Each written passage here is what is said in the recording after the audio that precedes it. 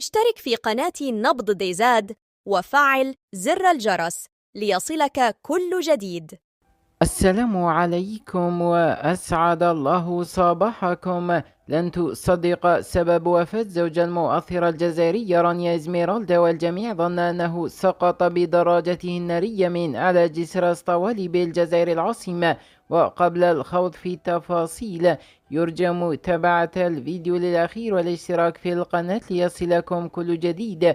كشفت ما تسمى بالمؤثرة رانيا إزميرالدا أن زوجها توفي بفعل فاعل، وتوفي مغدور ولم يسقط من الجسر بسبب انحراف دراجته النارية.